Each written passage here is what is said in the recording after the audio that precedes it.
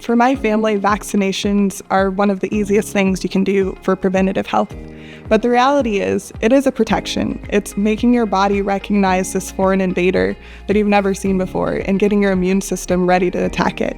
And so for me, it was just a no-brainer in saying, hey, if I go get a shot, maybe I'll feel a little crummy for about a day, but the next day I'm protected, and not just protecting myself, but protecting others. So when you're getting that vaccine, you're really downplaying the spread of the virus from what you're actually shedding, because your immune system has already neutralized the foreign invader to you. And then for other people, like I said, you're not spreading it. And then if someone else who's not vaccinated is spreading the virus and shedding things actively, your body's already prepared to say, I'm ready, let me attack that right away. So even if you do get sick, you're only sick for like 2-3 days instead of the full 14 days that it could be if you get COVID or some of these other illnesses during cold and flu season. For me, I think we do talk about disease because that's unfortunately when we really get recognized is when the big diseases are hitting us or really impacting us. But for me, Black health goes just that much further beyond what's in medicine. It's our policing. It's making sure we have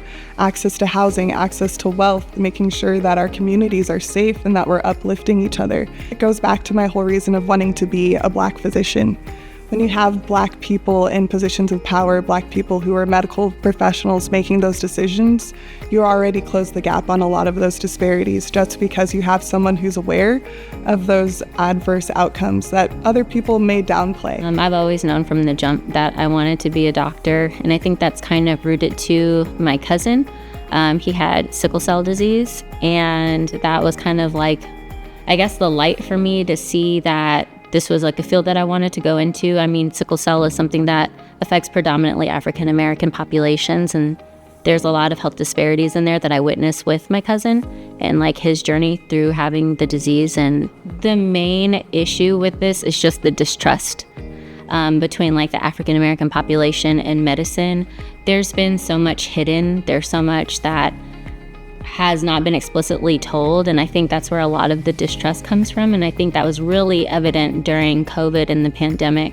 I was diagnosed with cancer during COVID, and so as a precaution, we wanted family members and friends to get the vaccine, and that was really apparent to me, like how big of an issue this was, because there were some family members and friends that just did not trust the vaccine, and I had to go months through treatment without seeing them. And I think that really showed me how deep rooted this is and how important it is for us to bridge this gap and like be more open and transparent about why it is important to get vaccinated. It's for your own protection, but it's also for other people's protection as well. Let's have a conversation. Why do you not want to be on this treatment? What is your concerns? Let's look up things. Let's talk about it. And I think, especially for me, like moving forward, that's something that's really important to me. It's just making it aware that it is a partnership. I'm here to help you, and we're in this together, and we're going to figure it out. I decided to go into medicine because I always knew the story of my mother's birth story with me.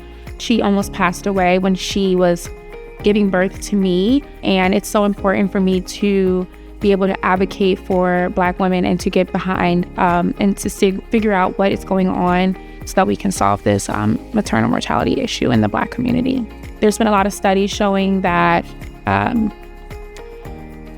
communities where there are more Black doctors, Black people live longer. This whole process has been very interesting coming to this community, but it's something that's so important to me to be able to advocate for my community. I feel like a lot of Black patients aren't being listened to. When I sit in on visits, sometimes the doctor will cut the patient off, not listen to their concerns, not involve them in that care. So I think it's important for them to see someone that looks like them, know that they care about them truly, to let them know that I am on your side and I want the best for you. So I'm very lucky. I'm from Maryland. I did have a Black pediatrician, and she was so important to my life. She was the only Black doctor that I knew, but she was very important to my life, and she always took her time to get to know me and my family and spent a lot of time with us. And something that me, my mom, and my sister, we still think about her to this day, how much of an impact she made. And I wish that I hope that I can at least have some of that impact in my future. I would be very happy with that. So in order to improve the health disparities that are going on in this country and that are disproportionately affecting our African American communities, I think it's so important to support Black healthcare students and support Black physicians, support Black medical students with scholarships so that they can get through medical school, get through medical school, graduate. I think it's so important because, like we said, there's been a lot of studies that communities with Black doctors, Black patients live longer.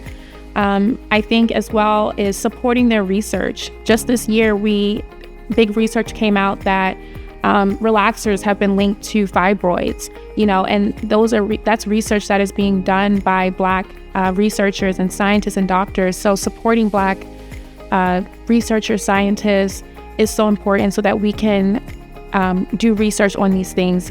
Increasing the research on sickle cell and treatments and things like that is so important. So I think just supporting us as we support our community is so vital.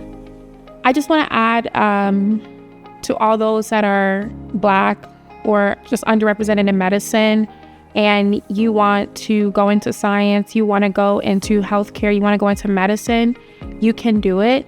Believe in yourself. Surround yourself with people that are going to support you and lead you down a good path. You are the future, and you are going to bring about the change that we need to see in our communities.